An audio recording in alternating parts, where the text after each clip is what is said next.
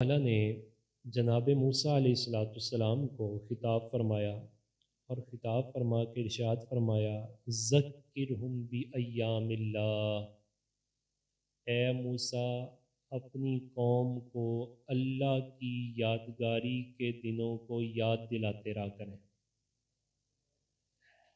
یہ اللہ تعالیٰ کی یادگاری کے دن کیا ہے؟ سیلیبریشن، کمیموریشنز، یہ اس کا حکم اور آرڈر من جانب اللہ جناب موسیٰ علیہ السلام کو ہو رہا ہے۔ کیا ہے یہ؟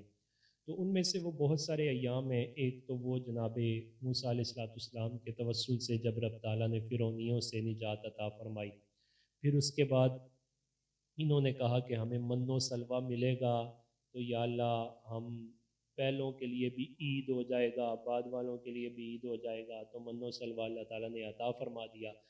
تو یہ نعمتیں تھیں۔ جناب موسیٰ علیہ السلام سے کہا گیا کہ انہیں یہ کہیے کہ یہ ان نعمتوں کے ایام کو یاد رکھا کریں، ان کو کمیموریٹ کریں۔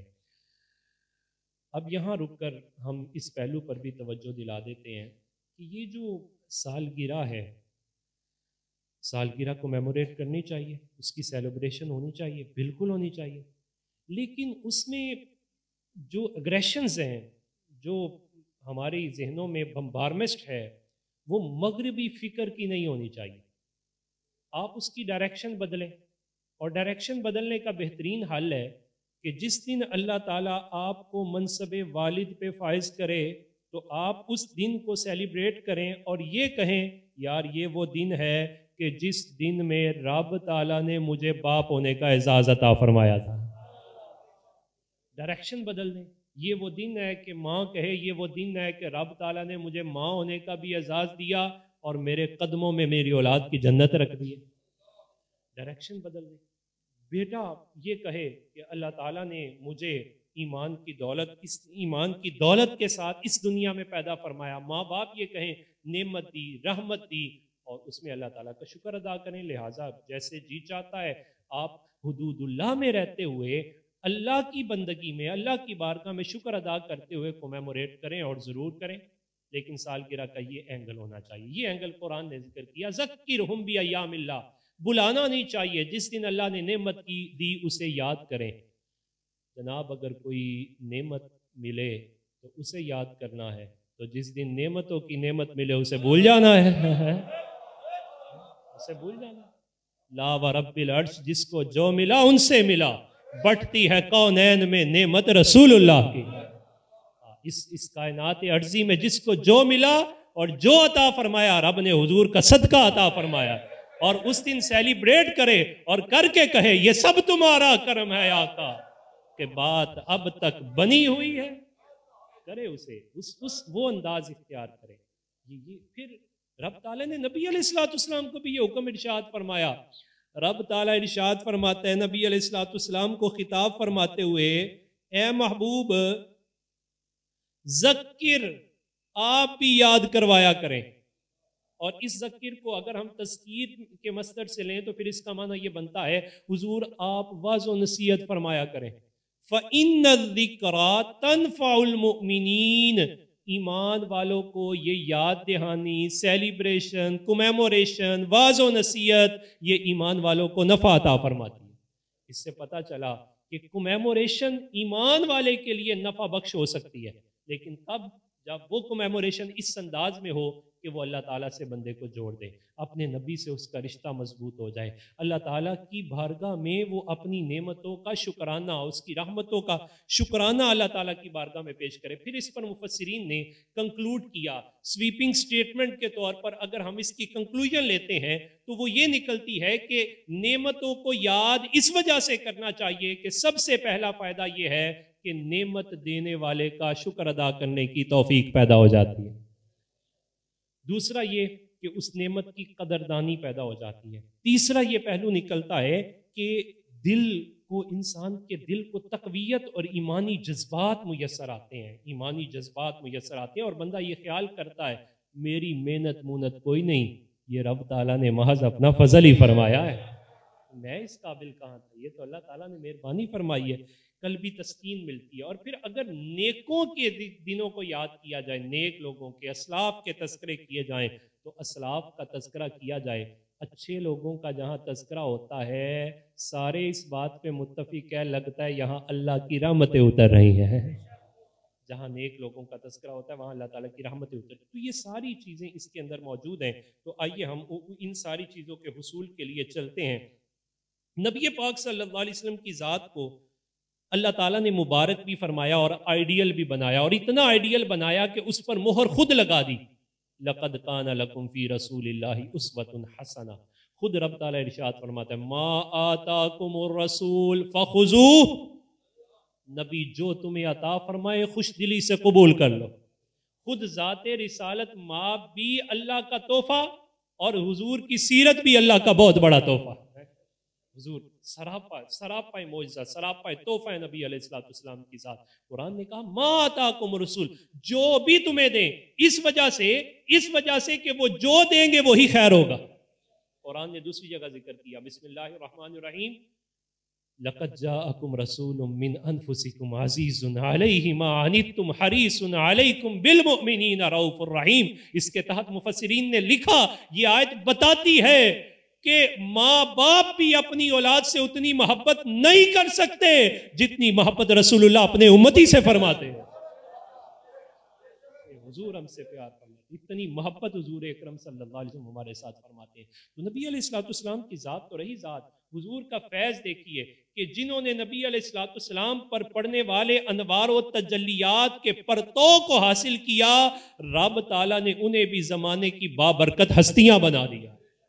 حضرت حسان بن ثابت رضی اللہ تعالیٰ عنہ نبی علیہ الصلوۃ والسلام کی بارگاہ میں حاضر ہیں. تو حضور علیہ الصلوۃ والسلام نے فرمایا کہ حسان آپ ہماری نعت پڑھتے ہیں تو کچھ سنائیں. تو جناب حسان رضی اللہ تعالیٰ نے نعت سنائی تو اس میں ایک جملہ بولا, کہنے لگے اذا المقارم فی آفاقنا ذکرت فانما بکفینا یضرب المثل.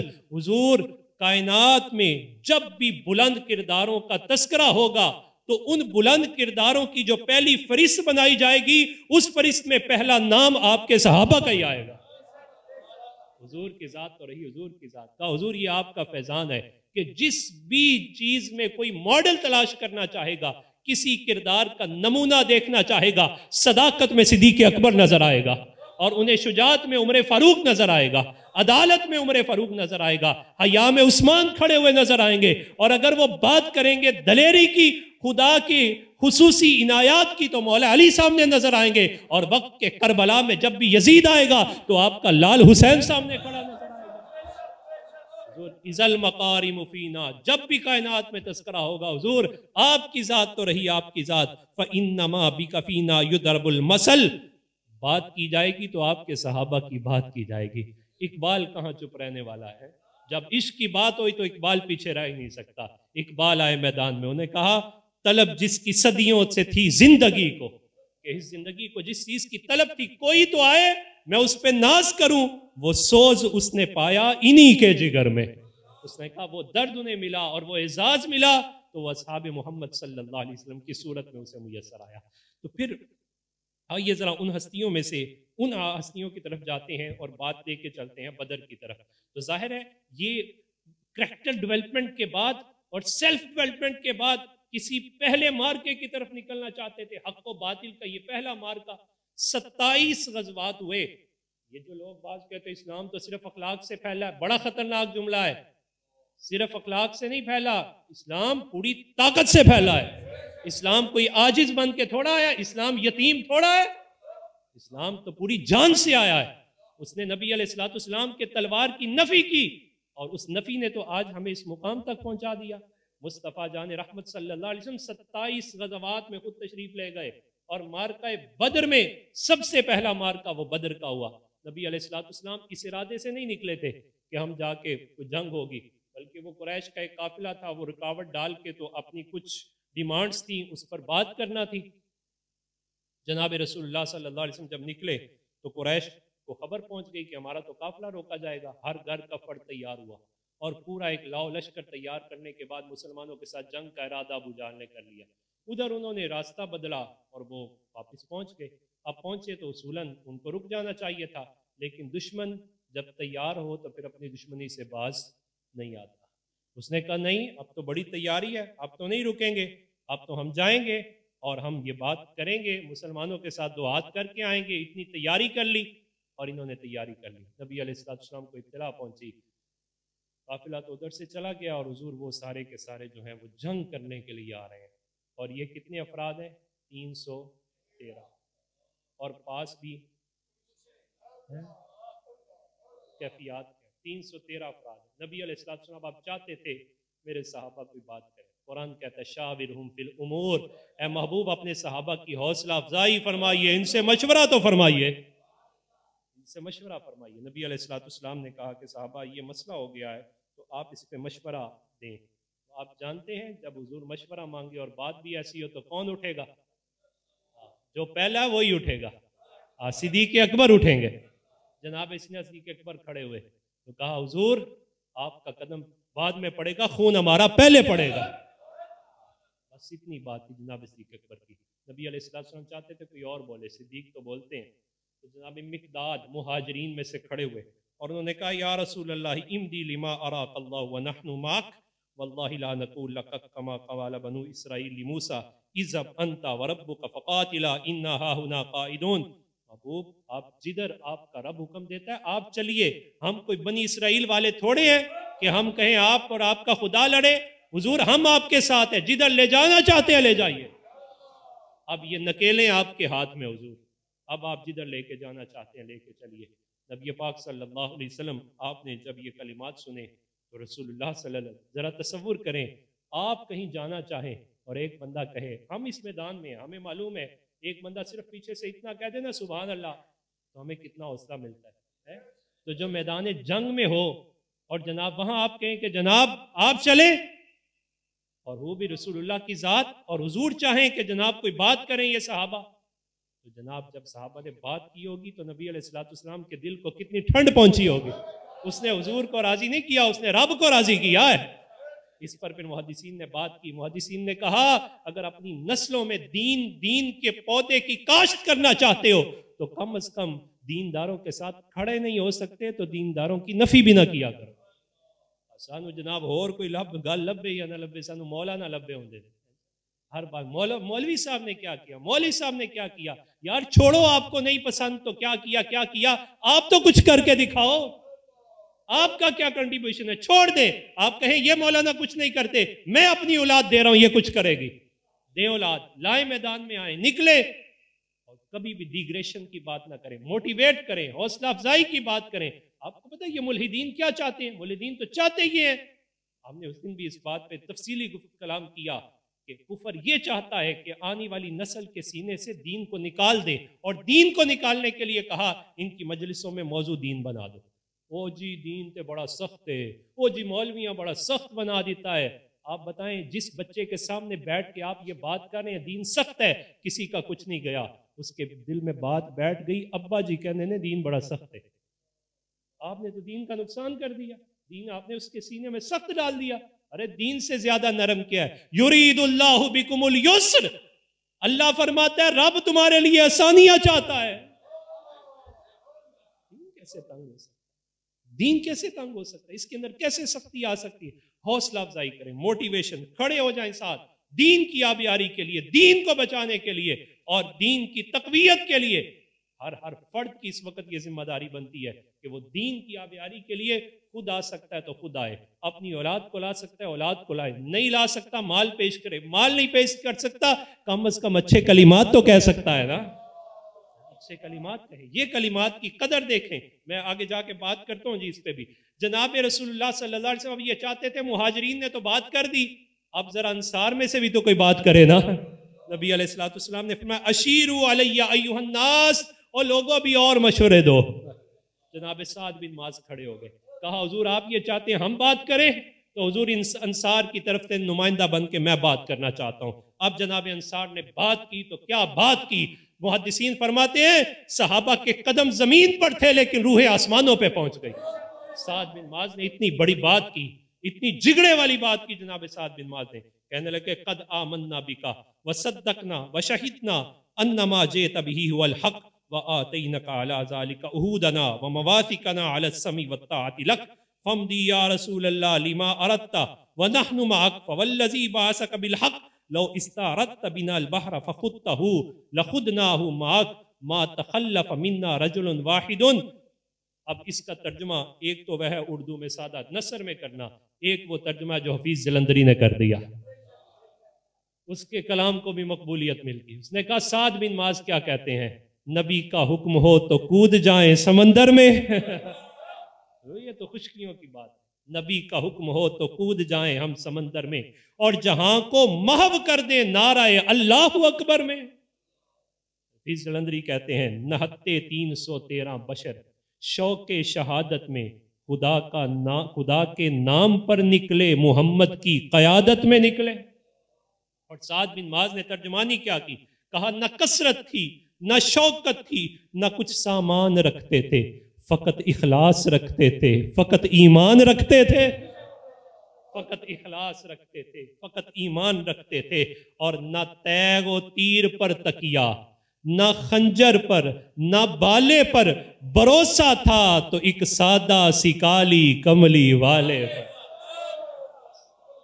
جناب سعد بن معاذ نے بات کی، جناب سعد بن معاذ نے یہ بات کی. اور پھر ایک روایت میں تو جناب سعد بن معاذ رضی اللہ تعالیٰ عنہ کے نے فرمایا سل حبل من شئتا وقت حبل من شئتا وخذ من اموالنا ما شئتا وآتنا ما شئتا وما اخذته منا احب الینا مما ترکته علینا.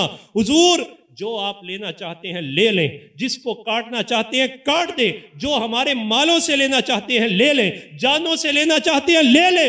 حضور جو ہمیں آپ واپس دیں گے وہ ہم قبول کریں گے، جو لیں گے ہمیں دیے ہوئے کو جو آپ قبول کریں گے واپس ملے گا، اس سے زیادہ پسندیدہ وہ ہے جسے آپ قبول فرما لیں. ہمیں اس بات پر رشک کریں گے کہ حضور نے ہمیں قبول فرمایا.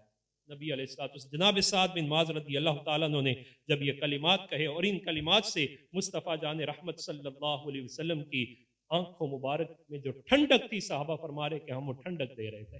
اور پھر کیفیات کیا ہیں کہ جو زمین پہ تھے کھڑے زمین پر تھے لیکن روحیں ان کی آسمانوں پہ رشک کر رہی، ایک دوسرے پر رشک کر رہی تھی کہ ہم حضور کے ساتھ ہیں اور پہلے میدان میں ساتھ ہیں. اور سعد بن معاذ نے اتنی حوصلہ افزائی جناب سعد بن معاذ نے فرمائی. اور بات صرف یہاں تک نہیں، یہ حوصلے تو پہلے ہی بہت بڑے ہوئے تھے. جب یہ نکلنے لگے ذرا اس کیفیت کو دیکھیں کہ اس وقت کس پیک پہ تھے. جب نکلنے لگے تو جناب خیسمہ کو اللہ تعالیٰ نے ایک بیٹا عطا فرمایا تھا جن کا نام تھا سعد. نبی علیہ الصلوۃ والسلام نے فرمایا کہ ہم نے ذرا نکلنا ہے. تو جناب سعد اپنے ابا جی کے پاس آئے اور آ کے کہنے لگے ابا جان آپ نے میرے دل میں شہادت کا بڑا شوق ڈالا ہوا ہے. تو نبی علیہ الصلوۃ والسلام کی آواز آ گئی ہے میں حضور کے ساتھ جانا چاہتا ہوں. ابا جی کہنے لگے وہ آواز تو پہلے میں نے سنی ہے لہٰذا میں جاؤں گا. اللہ یہ ہے جناب کیفیات دیکھے گا. جناب خیسمہ کہتے نہیں میں جاؤں گا، جناب سعد کہتے نہیں ابا جی آپ نے مجھے سکھایا تو مجھے جانے دیں، آج تو امتحان کا وقت آیا ہے میں جاؤں گا. اب یہ مکالمہ چل رہا ہے. بالآخر بیٹا کہنے لگا ابا جی پھر اس کیس کو مصطفیٰ کریم کی بارگاہ میں نہ لے چلے، دونوں ہی چلتے ہیں. اب دونوں نبی علیہ السلام کی بارگاہ میں آئے.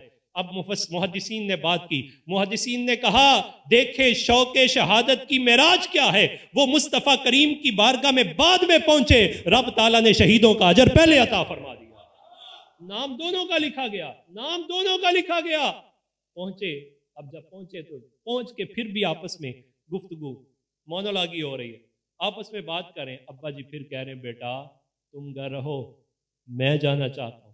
بیٹا کہتا ہے نہیں ابا جان آپ نے میرے سینے میں یہ محبت ڈالی ہے میں جانا چاہتا ہوں. اب الفاظ کیا تھے ابا جان لو کان غیر الجنت لآثرتک بہ انی لارجو الشہادۃ فی وجہ ھذا. ابا جان اگر جنت کے علاوہ کوئی اور معاملہ ہوتا تو میں آپ کو ترجیح دیتا. میرے دل میں اس شہادت کی آرزو بڑی مچل رہی ہے جس کے بارے میں آپ مجھے بتایا کرتے تھے. ابا جان کی بھی حوصلہ افزائی کر دی. ابا جان آپ نے ڈالی مجھے جانے دیجئے. نبی علیہ الصلوۃ والسلام نے جب دونوں کا یہ مکالمہ سنا تو فرمایا دونوں قرآن اندازی کر لو. قرآن اندازی کی تو نام جناب سعد کا آ گیا. اور پھر صرف نام نہیں آیا بلکہ بدر کے شہیدوں میں کامل شہیدوں میں نام جناب سعد کا لکھا گیا. میدان میں آ کے اللہ تعالیٰ نے انہیں یہ مرتبہ عطا فرمایا. اب اس پر جو پہلو ہے سوچنے والا سیلف اکاؤنٹیبلٹی، اپنا محاسبہ کیجئے اگر آج میں اور آپ اپنی صورتحال کا جائزہ لیں انڈیویجولی بھی اور کولیکٹیولی، بڑا افسوس ہے کہ ہم دنیا کی محبت میں اتنے مبتلا ہو چکے ہیں کہ ہمیں تو ویسے ہی موت سے بڑا ڈر لگتا ہے، انتہائی ڈر جاتے ہیں موت سے۔ پھر مال و دولت کی اتنی ہرس ہو گئی کہ ہم حلال حرام کی کوئی پرواہ نہیں کرتے، بس آنا چاہیے۔ ہماری کیفیات یہ ہیں کہ دنیا کے کاموں میں اتنے مصروف ہیں کہ ماہ رمضان المبارک میں بھی ہمیں نماز کے لیے وقت نہیں ملتا۔ بڑے بڑے سیانے بیانے اچھے لوگ تراویح کے لیے نظر ہی نہیں آتے، کام ہے جی فلاں کام کرنے گیا، جی فلاں ذمہ داری پر گئی، فلاں ذمہ داری پر گئی۔ اللہ کے بندے، جو رب نے ذمہ داری لگائی وہ کیوں نہیں پوری کرتا؟ ذرا اس کی طرف بھی تو توجہ کریں، اپنی کیفیات دیکھیں۔ زندگی بھر نیکی کے کاموں کے بارے میں ہمارا رویہ ہو گیا ہے، اچھا جی کل کر لیں گے، کل کر لیں۔ اور المیہ یہ ہے کہ اگر کوئی جوان 10 منٹ مسجد میں زیادہ بیٹھ جائے تو گھر جاتے اسے بات سننی پڑتی ہے، تو مسیتر ہی ہو گئے ہیں۔ جوان داڑھی رکھ لے تو ابا جی کہتے ہیں اجے تے تیری شادی کرنی ہے، اماں کہتی ہے تو نے ابھی نمازیں پڑھنی شروع کر دی، ابھی تیری کیفیات ایسی ہو گئی، ابھی سے تو مسیتر اور تو نمازی اور مصلی بن گیا ہے۔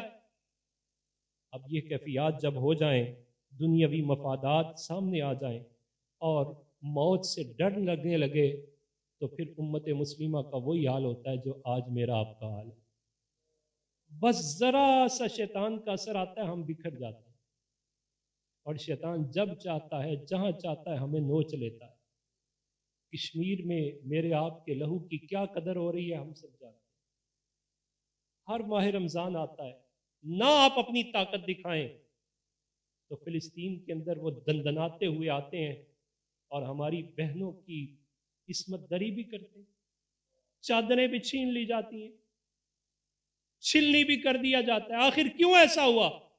اس وقت پوری دنیا کی جو معیشت ہے اس کا نصف حصہ امت مسلمہ کے پاس ہے، طاقت امت مسلمہ کے پاس ہے، ایٹمی طاقت ہم ہے، ہماری پاور موجود ہے، افواج موجود ہیں، لیکن اس کے باوجود ہم تتر بتر ہیں، کوئی آواز اٹھانے کو تیار نہیں ہے۔ ہم نے یہی سوال قرآن سے کیا، قرآن کیا بات ہے، اتنا کچھ ہونے کے باوجود بھی ہوا کیا ہے؟ تو قرآن نے میرے آپ کے دل پہ دستک دی۔ قرآن کہتا ہے بل توسرون الحیات دنیا، ادھر ادھر نہ دیکھ، اپنے دل کی طرف دیکھ، تو نے دنیا کو ترجیح دے دی ہے۔ بل توسرون الحیات دنیا، میں تجھے بتاتا ہوں، قرآن کہتا ہے والآخرۃ خیر وابقا، حالانکہ آخرت وہ بہتر بھی ہے اور باقی رہنے والی بھی۔ اس وقت مجھے آپ کو ٹوٹلی اس بات پہ فوکس کرنے کی ضرورت ہے کہ اپنی زندگی کا زاویہ بدلیے، اور صرف مرد نہیں، یہ خواتین کی بھی ذمہ داری بنتی ہے۔ آئیے ذرا اماں جان سیدہ عائشہ رضی اللہ تعالیٰ عنہ کی بارگاہ میں چلتے ہیں۔ مصطفیٰ جان رحمت صلی اللہ علیہ وسلم کی بارگاہ سے خواتین کے لیے اسے علم کی خیرات ہی نہیں ملتی جس کا اماں جان کے ساتھ رابطہ نہیں ہوتا۔ اماں جان سیدہ عائشہ رضی اللہ تعالیٰ 2210 احادیث کی راویہ ہیں، اور کیفیت یہ ہے خواتین پہ آزمائشیں زیادہ آتی ہیں، اور جتنی آزمائش اماں جان سیدہ عائشہ پہ آئی ہم تو سوچ بھی نہیں سکتے۔ جس جو آزمائش سے آتا ہے رب اس سے بڑے کام لیتا ہے۔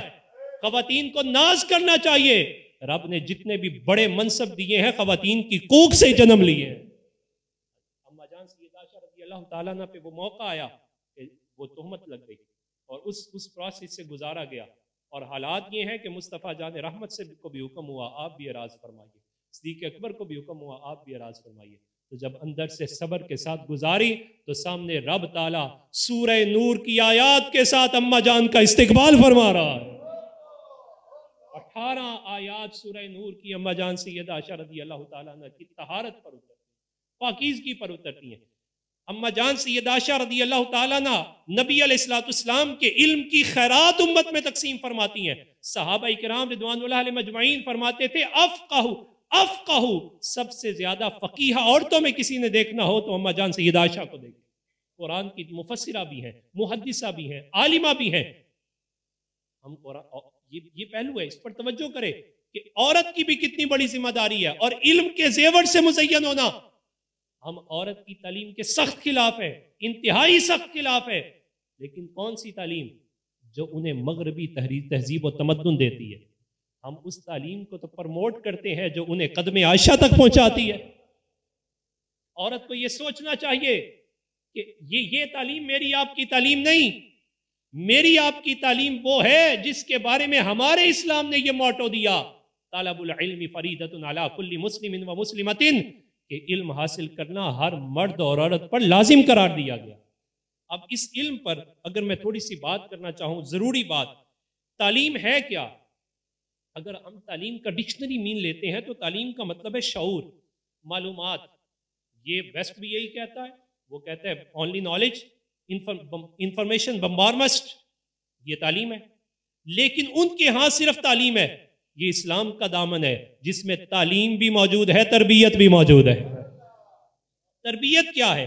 کہ اسے فضائل سکھائے جاتے ہیں، رذائل سے بچایا جاتا ہے، اور اسے ایسی خوبیوں کا مالک بنایا جاتا ہے کہ صرف زمین والے نہیں بلکہ عرش والے بھی اس پر ناز کرتے ہیں۔ اور یہ جناب سیدہ فاطمہ رضی اللہ تعالیٰ عنہ کی تعلیم ہے کہ کل قیامت کے دن اعلان ہوگا، ارے فرشتوں نظریں جھکاؤ، فاطمہ بنت محمد کی سواری آ رہی ہے۔ اور اس پر محدثین نے کہا کہ یہ تعلیم دو کہ وہاں نام لیا جائے، ارے فاطمہ بنت بشیر کی سواری آ رہی ہے، ارے فلاں خدیجہ بنت حبیب کی سواری آ رہی ہے، ارے وہ آ رہی ہے جس نے وہ علم حاصل کیا تھا جو سیدہ فاطمہ نے حاصل کیا تھا۔ تعلیم کا مقصد کیا ہے؟ اس کا گول کیا ہے؟ اگر آپ ویسٹ کو دیکھتے ہیں تو ویسٹ کا سارا گول کیا ہے؟ کہ وہ کہتا ہے مٹیریلزم، دنیا ہی دنیا، دنیا ہی دنیا، دنیا ہی دنیا۔ اور دین کی تعلیم کیا ہے؟ اسلام کی تعلیم کیا ہے؟ وہ کہتا ہے دنیا تو چھوٹی سی چیز ہے، بات کرنی ہے تو آخرت کی بات کرو، بات کرنی ہے تو تقوی کی بات کرو۔ دین تو تعلیم تو اس لیے لی جاتی ہے، اویئرنیس آ جائے اس لیے لی جاتی ہے، تہذیب و تمدن سیکھ جائیں اس لیے لی جاتی ہے، غیرت حمیت پیدا ہو جائے۔ ارے وہ کون سی تعلیم ہے کہ جہاں جا کے غیرت ہی ختم ہو جائے، شرم و حیا ہی ختم ہو جائے، دوپٹہ ہو اور جا کے اتر جائے؟ تعلیم تو وہ ہے کہ جب وہ مکتب میں گئی تو کیفیت اور تھی، اور مکتب سے جب باہر نکلی تو فرشتے بھی اس کی حیا کر رہے ہیں، اور وہ تربیت دین کرتا ہے۔ اقبال نے کہا میں تعلیم کے خلاف ہوں، لیکن کہا کون سی تعلیم؟ جو مغرب دیتا ہے۔ کہا مغرب پورے زور سے آ گیا، لارڈ میکالا جب آیا تعلیمی نظام لے کر آیا تو حضرت اقبال نے بڑے درد بڑے لہجے میں کہا تعلیم کے تیزاب میں ڈال کر اسی کی خودی کو ہو جائے ملائم تو پھر جدھر چاہے اسے پھیر۔ کہا مرد و عورت دونوں کو تعلیم کے تیزاب میں، مغربی تعلیم اور نظریے کے تیزاب میں ڈال دو، پھر جدھر اسے پھیرنا چاہو گی یہ پھر جائیں گے۔ یہ کہیں گے قرآن تو بڑی سخت بات کرتا ہے، وہ نبی علیہ السلام کی زندگی میں آج کے دور میں تو عمل نہیں ہو سکتا، وہ دینداروں نے تو جناب دین کو بڑا سخت کر دیا ہوا ہے۔ حضرت اقبال روئے، اور پھر جب اپنی بات نہ بنی تو مصطفیٰ کریم کی بارگاہ میں چلے گئے اور جا کے کہا، ہوا کو خطاب کیا، اے باد صبا کملی والے سے جا کہیو پیغام میرا، اے باد صبا کملی والے سے جا کہیو پیغام میرا، قبضے سے امت کے بیچاری، دین بھی گیا دنیا بھی گئی۔ اقبال باد صبا کو کہہ رہے ہیں میرا پیغام حضور کی بارگاہ میں جا کے شکایت لگاؤ، قبضے سے بیچاری امت کے، دین بھی گیا دنیا بھی گئی۔ اور پھر خطاب کر کے کہا، ارے مغربی تہذیب کے پیچھے جانے والوں، جس نے تمہارے دوپٹے چھین لیے، غیرت چھین لی، حمیت چھین لی، تقدیس چھین لی، جو گھر میں تمہیں کہتی ہے قید ہو، باہر تمہیں کہتی ہے تم بہت آزاد ہو، جو دین تمہیں پروان چڑھانا چاہتا تھا وہ پروانی تم سے چھیننا چاہتے ہیں۔ اقبال کہتا ہے محبت عزت محبت کی قائم ہے اے کیس حجاب محمل سے۔ کہا محمل جو گیا، محمل جو گیا، عزت بھی گئی، غیرت بھی گئی، لیلا بھی گئی، باقی کچھ نہیں بچا۔ اور پھر حضرت اقبال نے اس پہلو پر بات کی، کہا گلوبلائزیشن کا دور ہے، اور اس دور میں پوری یہودی لابی یہ چاہتی ہے کہ پوری دنیا کی اکانومی پر ہولڈ کر لے، اور WTO اس وقت جو ورلڈ ٹریڈ ایک انجمن ان کی بنی، تو اس کے تحت انہوں نے یہ طے کیا کہ دنیا میں سستی لیبر حاصل کرنا چاہتے ہو تو مسلم عورت کو پبلسٹی ٹول بنا دو۔ تو کہا یہ مسلمان بہن کیوں نہیں سمجھتی، وہ تو پبلسٹی ٹول بنا رہے ہیں، اور ہر جگہ پبلسٹی کے لیے سامنے عورت کو کھڑا کر۔ عورت اس لیے نہیں کھڑی ہوتی، عورت کھڑی ہوتی ہے تو بہن بن کے اپنے بھائی کا استقبال کرنے کے لیے کھڑی ہوتی ہے. عورت کھڑی ہوتی ہے تو زوجہ بن کے اپنے خامد کا استقبال کرنے کے لیے کھڑی ہوتی ہے. فرشتے اس عورت پر ناز کرتے ہیں, جنت کی حوریں بھی اس عورت پر ناز کرتی ہیں جو اپنے خامد کی دلجوئی میں اپنے رب کی رضا تلاش کرتی ہے.